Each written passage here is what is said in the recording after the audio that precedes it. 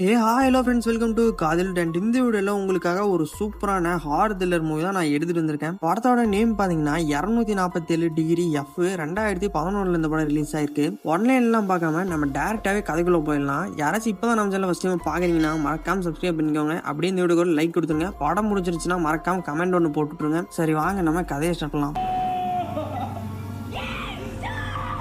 படத்தோட ஸ்டார்டிங் சீன்லயே ஜனான்னு ஒரு பொண்ணை காமிக்கிறாங்க. அவளை தான் இந்த படத்தோட ஹீரோனி மாதிரி காமிச்சிருக்காங்க. அவளுக்கு பக்கத்துல ஒருத்தன் கார் எடுத்து வரான்ல கைஸ், அவன் தான் அவளோட பாய் ஃப்ரெண்டு. அவங்க ரெண்டு பேரும் கல்யாணம் ஃபிக்ஸ் பண்ணியிருக்காங்க. அவன் வந்து அவங்ககிட்ட இந்த கல்யாணத்தை பத்தியும் ஃபர்ஸ்ட் நைட்டை பத்தியுமே ரொம்ப ஹாப்பியா பேசிக்கிட்டு வரா. அப்படியே ரெண்டு பேரும் பேசிட்டு வர்றப்ப பாத்தீங்கன்னா அவங்களுக்கு ஆக்சிடென்ட் ஆயிடுது. பாவம் இப்பதான் நல்லா ஹாப்பியா கல்யாணத்தை பத்தி பேசிக்கிட்டு வந்தா, அதுக்குள்ள இப்படி நடந்துருச்சு. பக்கத்துல இருந்து அவளோட பாய் ஃப்ரெண்டு ஸ்பாட்லயே இறந்துடுறான். அவனை பார்த்துட்டு அவ கதறி கதறி அழுகிறா. பாவம் என்னெல்லாம் கனவு கண்டு வச்சிருந்தாலும் ஒரு செகண்ட்ல எல்லாமே மாறி.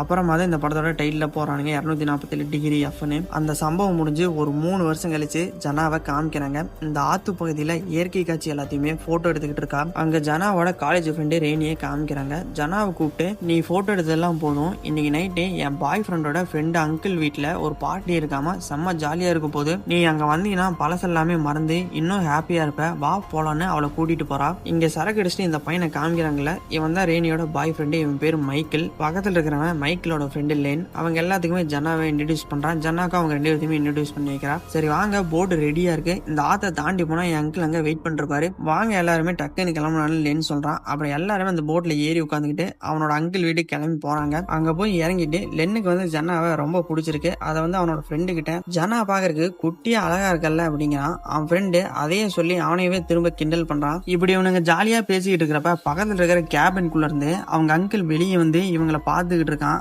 அவனை பார்த்தாலே தெரியுது இவன் தாண்டா இவங்க எல்லாத்தையுமே ஏதோ ஒன்னும் பண்ண போறான் அப்படின்னு. அவனோட அங்கிளை பார்த்தோன்னே எல்லாருமே போய் அவனை கட்டி பிடிக்கிறாங்க. ஒருவேளை இவங்க ஏற்கனவே இங்கெல்லாம் வந்திருக்காங்களாட்டிருக்கு. லேன் வந்து அங்கிளையும் ஜனாவையும் ஒருத்தருக்கு ஒருத்தர் இன்ட்ரடியூஸ் பண்ணி வைக்கிறான். பக்கத்துல அங்கிளோட நாய் கத்திக்கிட்டே ஓடி வருது. அதை பார்த்துட்டு எல்லாருமே அதை கொஞ்சிக்கிட்டு இருக்காங்க. இந்த அங்கிளை பாத்தீங்கன்னா இப்பதான் எல்லாருமே இங்க வந்து இறங்கி இருக்காங்க. எல்லாத்துக்குமே விஸ்கி ஊத்தி கொடுக்குறான். ஆனா ஜனா வந்து எனக்கு வேணான்னு சொல்லிடுறான். மைக்கேல் வந்து அதை அப்ப எனக்கு கொடுங்கன்னு அவன் வாங்கிக்கிறான். ஜனா வந்து அங்கிள் எங்க பேக் எல்லாம் வைக்கிறது அப்படின்னு கேட்கிறப்ப உள்ள போய் வைமா அப்படிங்கிறான். அவனும் பேக் எடுத்துட்டு உள்ள போறான். அதுக்கப்புறமா நைட் ஆயிடுது. எல்லாருமே சிரிச்சு பேசிக்கிட்டு சாப்பிட்டுட்டு இருக்காங்க. சாப்பிட்டு முடிச்சுட்டு ஜனா வெளியே வந்து அந்த நாயை கொஞ்சிக்கிட்டு இருக்கா. ரேனி வெளியே வந்து ஜனா கிட்ட போயிட்டு, உனக்கு எல்லாம் ஓகே தானே, இந்த இடம் எல்லாம் பிடிச்சிருக்குல்ல அப்படின்னு கேட்கறா. அவளும் எனக்கு இந்த இடம் ரொம்ப பிடிச்சிருக்கு, நல்லா ஜாலியா இருக்கு அப்படின்னு சிரிச்சு பேசிக்கிட்டு இருக்காங்க. அங்கிள் வெளியே வந்து இவங்க கிட்ட, இன்னைக்கு ஒரு ஃபயர் ஃபெஸ்டிவல் நடக்க போது, அது பாக்குறதுக்கே சூப்பரா இருக்கும், அதையும் போய் விசிட் பண்ணி பாருங்க, சூப்பரா இருக்கும் அப்படிங்கிறான். அவங்களும் சரி அப்படிங்கிறாங்க. சரி ஓகே லேடிஸ், எனக்கு ஒரு 1/2 மணி நேரம் இந்த வேலை இருக்கு, நீங்க என்ஜாய் பண்ணுங்க அப்படின்ட்டு அவன் அந்த நாயை கூட்டிட்டு அங்க இருந்து கிளம்பிடுறான். இவங்க ரெண்டு பேருமே உள்ள போயிடுறாங்க.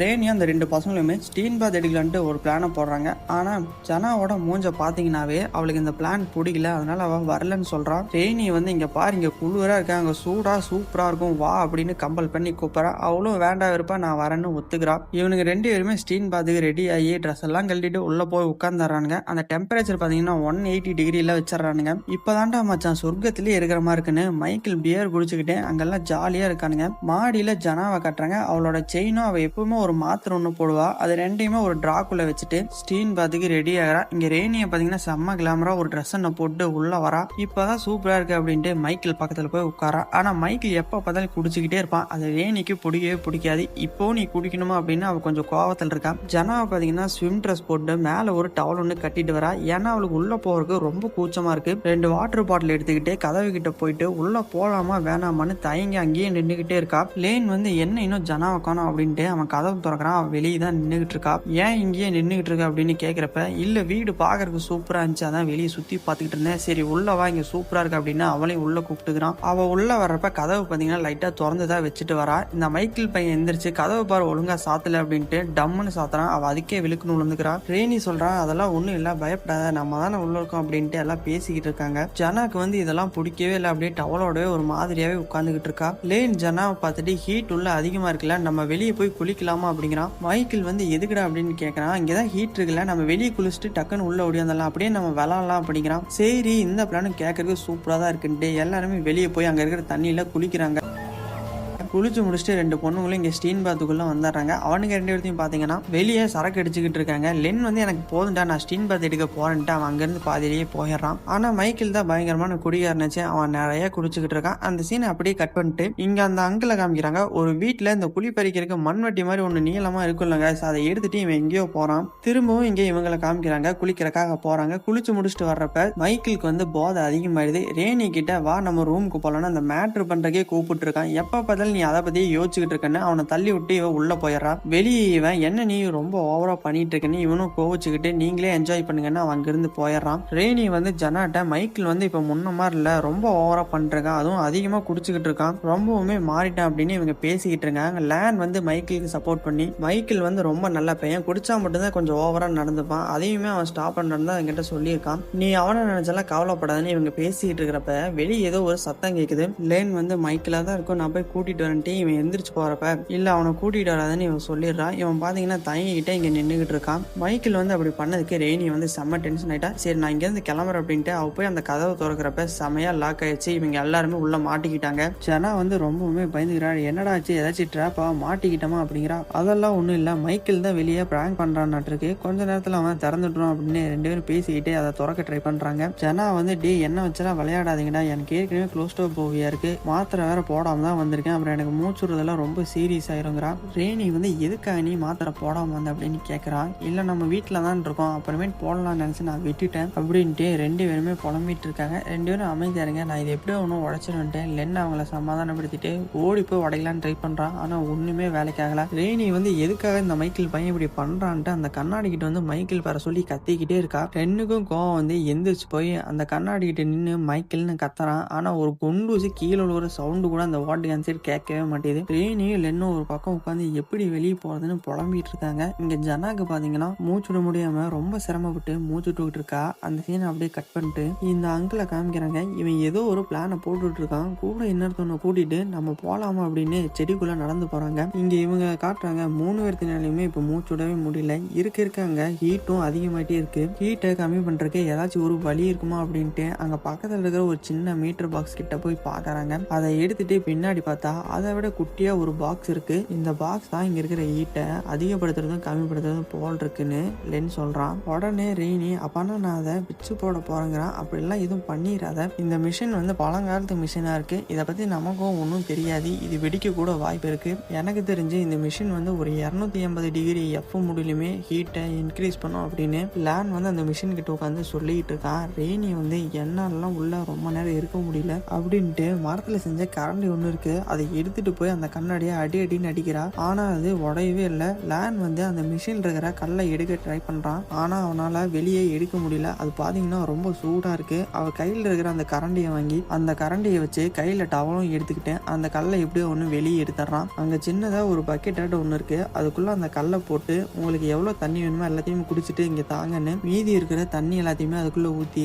அந்த கல்லை ஆற வைக்கிறான். பக்கத்துல இந்த ரேணி வந்து அதை சீக்கிரமா ஆற வச்சுட்டு அந்த கல் எடுத்துட்டு போய் அந்த கண்ணாடியை விட்றா, என்னால மூச்சிட முடியலன்னு கத்திக்கிட்டே இருக்கா. இவனும் அந்த கல்லை எடுத்துட்டு போய் அந்த கண்ணாடியை அடிக்கிறான். கல்லு வேற கையில சூடாவே இருக்கு. அப்பவுமே அதை பிடிச்சி விடாம அடிச்சுக்கிட்டு இருக்கான். ஒரு கட்டத்துல அவன் கையில ரத்தமே வர ஆரம்பிச்சிருது. அப்பவுமே அதை அடிச்சு எப்படியோ ஒண்ணு உடைச்சிடறான். ரேனியும் ஜனாவும் அந்த ஹோட்டல் நின்று நல்லாவே மூச்சு வாங்குறாங்க. இவனையுமே கூப்பிட்டு இவனும் நல்லா மூச்சு வாங்கிக்கிறான். அப்பதான் இவங்க இருக்கிற அந்த ரூமுக்கு வெளியே காமிக்கிறாங்க. அந்த வீட்டுக்குள்ள யாருமே இல்ல. இவங்க திறக்கணும்னு ட்ரை பண்ணிட்டு இருக்க அந்த கதவு கீழே யாரோ சின்ன ஏனியை முட்டை கொடுத்து இவங்க வெளியே வராதபடி பண்ணி வச்சிருக்காங்க. 3 பேரும் எப்படியோ நல்லா மூச்சு வாங்கிட்டு உள்ள உட்கார்ந்துகிட்டு இருக்காங்க. நல்ல வேலை எப்படியோ நம்ம மூச்சு விடுற காட்சியை அந்த கண்ணாடியை உடைச்சிடுமே அப்படின்ட்டு லேன் வந்து ஒரு பிளானை யோசிச்சுட்டு அந்த டவல்ல அந்த கல்லை கட்டி வெளியே அதை தொங்க விட்டு அந்த ஏனியை நகர்த்திட்டோம்னா நம்ம இங்கிருந்து வெளியே போயிடலாம் அப்படின்ட்டு அதை ட்ரை பண்றான். ஆனா அதை நகர்த்தவே முடியல. அவனும் ட்ரை பண்ணி ரொம்ப சோர்ந்து போயிட்டு அங்கேயே உட்காந்துடுறான். ரேனி வந்து இல்ல இதுக்கு மேலே என்னால வெயிட் பண்ண முடியாது, நான் அந்த சென்சரை புடுங்க போறேன்ட்டு அதை புடுங்கறதுக்காக போறான். இல்ல அதை புடுங்காத, இருக்கிற ஹீட்டெல்லாம் இன்னுமே இன்க்ரீஸ் ஆகிற போது அது என்னன்னே தெரியாம அதுல கை வைக்க வேணாம் அப்படின்னு இவங்க சொல்றாங்க.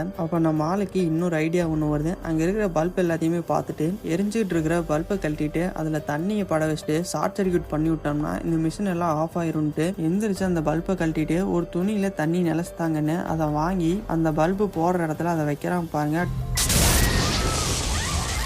டபால்னு வெடிக்குது. இவனும் இறத்தடிச்சிட்டு பறந்துட்டு போய் விழுகிறான். என்னடா ஆச்சு, உனக்கு ஒன்றும் ஆகல அப்படின்ட்டு 2 பேருமே போய் அவனை தூக்குறாங்க. இல்லை எனக்கு ஒன்றும் ஆகலை, லைட்டாக தான் எனக்கு இறத்துருச்சு, நம்ம போட்ட பிளான் தான் வேஸ்ட்டாக போயிடுச்சு. இந்த மிஷினுக்கு கரண்ட் டேரெக்டாக வெளியே இருந்து இதுக்கே தான் கனெக்ட் பண்ணியிருக்காங்களாட்டிருக்கு, அதனால நம்ம போட்ட பிளான் ஃபெயிலியர் ஆயிடுச்சுங்கிறான். அதுக்கப்புறமா அந்த அங்கிளை காட்டுறாங்க, ஒரு குழியை நோண்டிக்கிட்டு இருக்காரு. இவர் எதுக்காக இதெல்லாம் பண்ணிக்கிட்டு இருக்காருன்னா, ஒரு ஃபயர் ஃபெஸ்டிவல்னு சொன்னார்ல கைஸ், அதுக்காக தான் இவர் வேலை பார்த்துக்கிட்டு இருந்திருக்காரு. இங்கே உள்ள இவங்களை பார்த்தீங்கன்னா நொந்து நூடுல்ஸ் ஆயிட்டாங்க. இருக்க ஹீட் எல்லாம் ரொம்பவே அதிகமாயிருச்சு. ரெய்னி வந்து அவ்வளோதான் நம்ம சாக போகிறோம் அப்படின்னு அழுதுகிட்டே ஜனாட்ட சொல்லிக்கிட்டு இருக்கா. இங்கே இவனை பார்த்தீங்கன்னா கையிலையுமே பயங்கரமாக அடிபட்டிருக்கு. கரண்ட் ஷாக் வேற அடிச்சதுனால இவனால் உள்ள இருக்கவே முடியல. அப்போ வெளியே அந்த அங்கிளோட நாய் கத்துற சவுண்டு கேட்குது. 3 பேருமே அந்த நாய் பேரை சொல்லிக்கிட்டு அழுகுறாங்க. பாவம், இந்த சீன்லாம் பார்த்தீங்கன்னா உங்களுக்கே கண்ணுக்கு அலங்கிரும்.